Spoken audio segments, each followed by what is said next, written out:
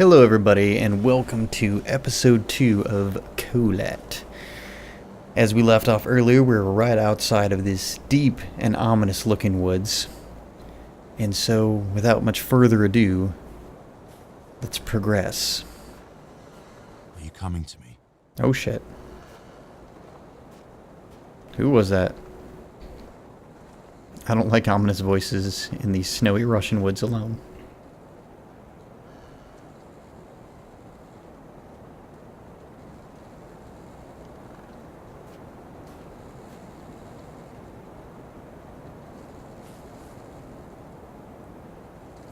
Okay. Ooh. They do have kind of their natural tunnel here. So here we go. Oh boy. Looking a little more gnarled. Okay.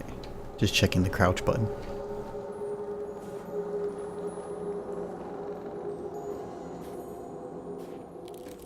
Oh shit. I just fall to my death? In the end, the only thing I saw was a flash. An insufferable burning light. The pain ripping apart my body. Oh god.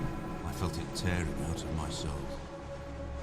After a while, I was nobody. Nothing. The light went out and I vanished into overwhelming darkness. I welcomed the end with delight. That's bleak. Oh shit. I think it covers up my footprints after a while. Do they disappear after a while? I'm just checking here. Oh yes they do. Oh shit. Alright. Guess we're gonna kind of work our way out here into the white. No real way to kind of like navigate where we're going. Other than briefly my footprints, which I think I just lost. Try running here. Ooh. Hello? Oh shit, we found a campsite. I don't know if it's my campsite. Beggars can't be choosers right now. Right behind you. Oh man, that is like my worst fear. With horror or anything, something being right behind you. Ooh. Got them goosebumps right there.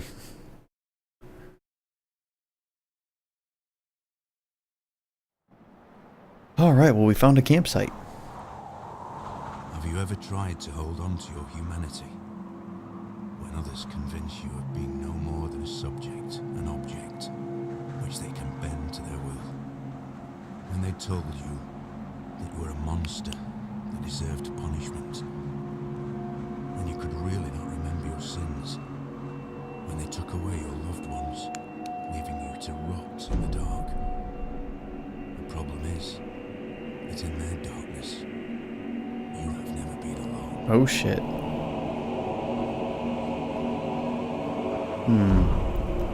Kind of like a red beacon up there on that hill. I see those footprints. Oh, hey, we can see. Alright, I guess leaving our campsite. Got some... Oh, hey, survival info. Oh, F1, not F. Ooh, hey. Alright, let's see. Running left shift in deep snow is tiring. Adjust the pace to your surrounding conditions so you don't exhaust your organism. Before setting off on a long journey, rest in the camp and set a goal for a safe route. Oh boy. You can focus right mouse button on the object to take a better look at it. Lighting your way with flashlight become more visible. Observe the environment carefully for better navigation with the help of the map and compass. Alright. Fairly accessible rocky notches may lead to interesting places and shortcuts. To gain access to them, you'll sometimes have to squeeze through, left control low-lying obstacles, or jump off them. Interesting. Diary? No. Logbook? No. Okay. Reports? No. So it looks like I haven't found anything.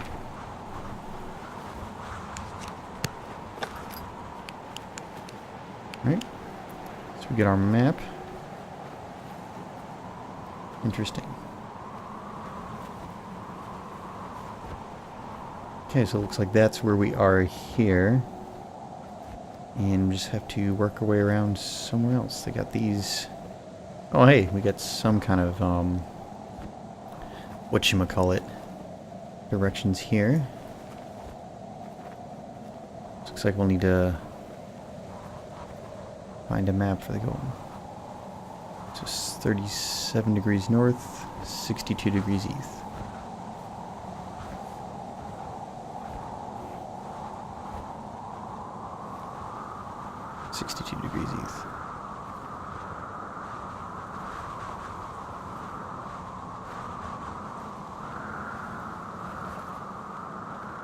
Oh, that's kind of cool.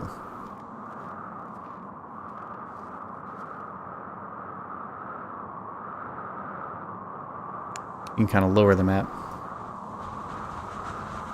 I don't know what that red thing is. But I guess I'm not gonna know. Alright. So let's venture on down this way and see what we can find.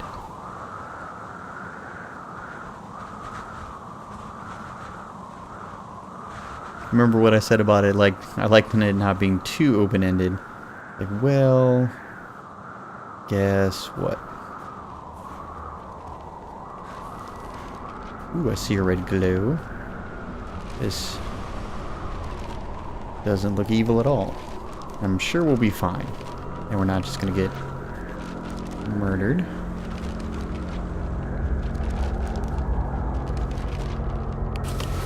Ooh. I set out the moment I heard about the incident. I was in the area, so I reported to the unit myself to be automatically assigned to the case. I arrived at Vishai on February the 19th, a couple of days before the Institute's rescue group. While waiting for them, I started asking around to see if anyone from among the locals knew anything about the incident. One of them said he had a hunting cabin in the search region and knew the area very well. I decided to use him as a guide. When the rescue team had finally arrived, I explained to them what the unit's role was in this mission and that all discoveries or observations should be brought to my attention before anyone else's. We established priorities, checked the equipment, and set off right away. It was not until February the 26th we found the tent that I believe belonged to the students. Initial findings show that the people in the tent cut its sidewall and for some reason tried to escape from it in panic. The tracks in the snow led to a forest 1.5 kilometers away. But the trail went cold after 500 meters, and we had to carefully search the entire area. This was not a place of any average incident. We had shivers crawling all over our bodies because of the atmosphere surrounding us. I was convinced that something more than just an accident had occurred here. I had the feeling we were dealing with something unnatural. Oof. Oh shit.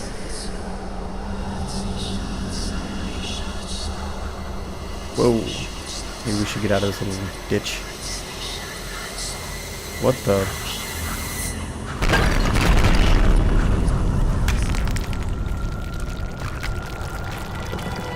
Alright. So I don't know if these are kind of like echoes.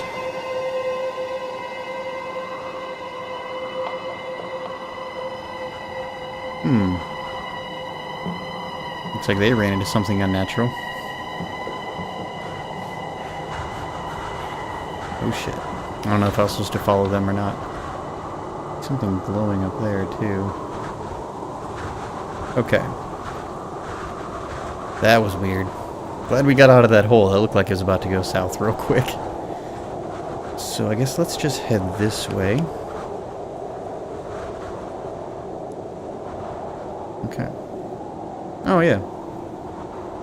So that was kind of our first little supernatural area, I guess. Nice if it showed us exactly where we were. Oh. And looks like we found that. Okay, so 7 north and 52 east. 7 north. Oof. That's really high up there.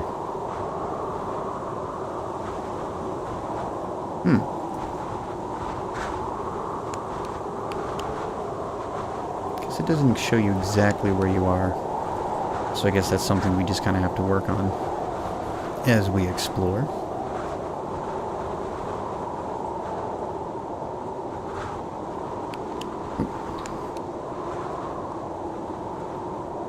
Nice if the compass gave you the coordinates while you were pulling it up.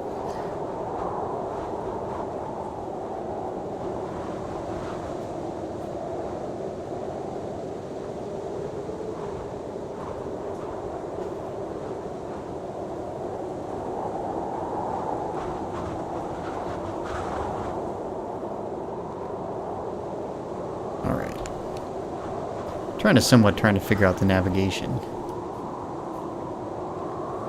There is another one of those areas. So I guess let's head down there. Gonna need to find our way back to camp at some point too. Because I think you're supposed to rest up before you kind of venture off into the snow. I guess that's part of survival. Let's head in here into another one of these stone pillar circles.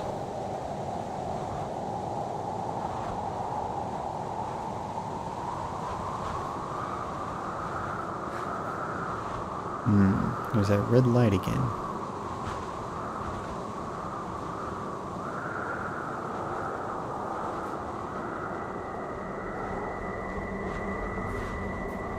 And here is a red light as well. Is this the same one we were in?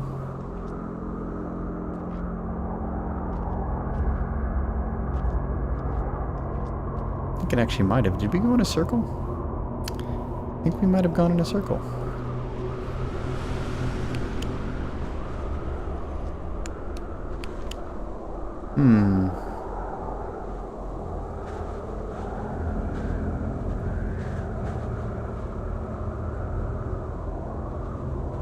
Or does that show us exactly where we are?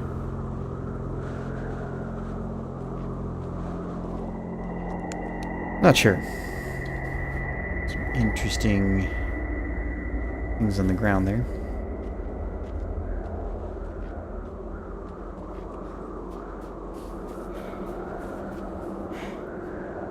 See, there's that red light I was looking at earlier.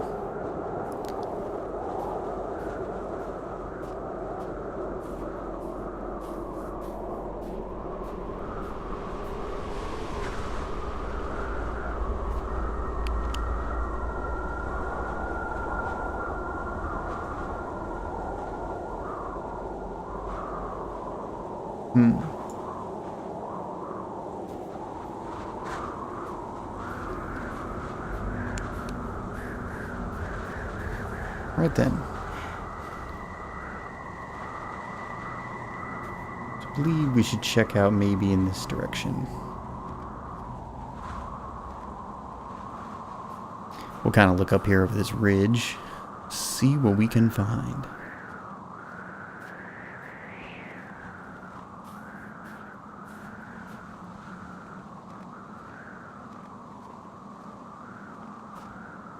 Or if there's anything to find.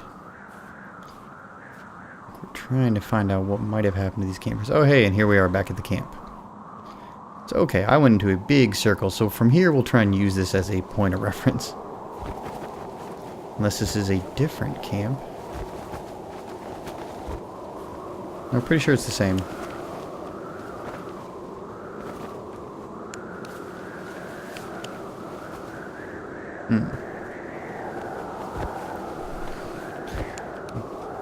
I guess it saves at the tent. Oh, you press E, you come right back up.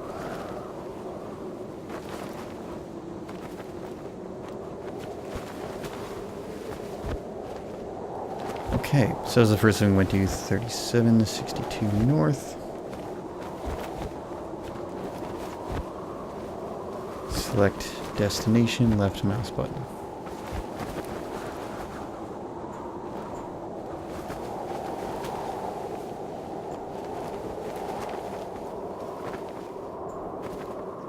Okay.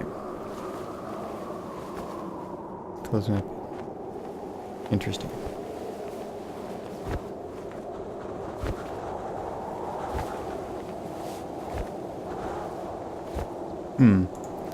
It says select destination, left mouse button. Okay, so 7 north, 52 east. 7 north, 52 east, so we need to come up here. Alright. Okay, so here we are at the tent. Looking at that, our compass, let's see. Tent, looking at that main thing, our compass is that way. And that is, I guess, south of us. So, if we want to explore that other thing, see, we are facing the other way, so I'm trying to get my bearings here, apologize. We need to take a right and loop around. Okay. Wait, actually...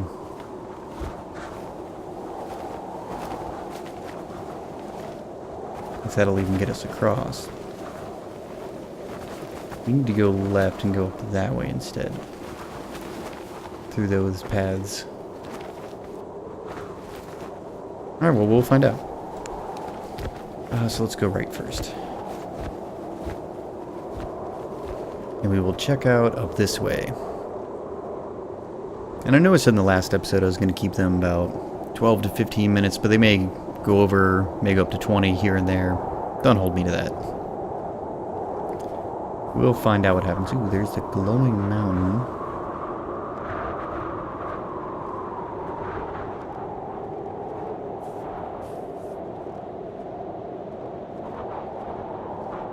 Okay. So we'll kind of meander up this way until we get murdered or find something more interesting. Okay. I do like that they mark the paths a little bit better for you here. Do an occasional sprint here and there just to kind of speed things up. That wind is ominous. Oh, hello.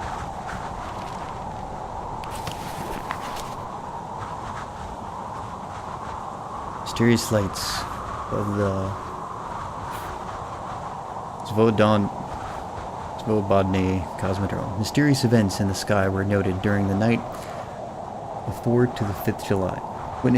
Witnesses testify they had seen a bright orange sphere, which they had crossed above the sky above the city several times, moving chaotically and immediately changing its direction of flight. Finally, it stopped and disappeared. Major Girka, an aviation professor, confirms it is impossible for any flying object that we know to move like that. The military and Cosmodrome's personnel answered our questions in a short and firm way by distancing themselves to the event, informing there was no activity in the area as well as far as they were. No tests were performed. Interesting. Okay, sorry, I'm having a little trouble reading because that text is tiny. Anywho. Alright, so we're finding some clues. So they came to investigate. Locals kind of reported that there were, I guess... Oh, hey. Oh, so it actually marks off like when you find things. That's nice. So I guess the locals confirmed that they saw some weird stuff, but authorities confirmed that they saw nothing. So a little interesting here.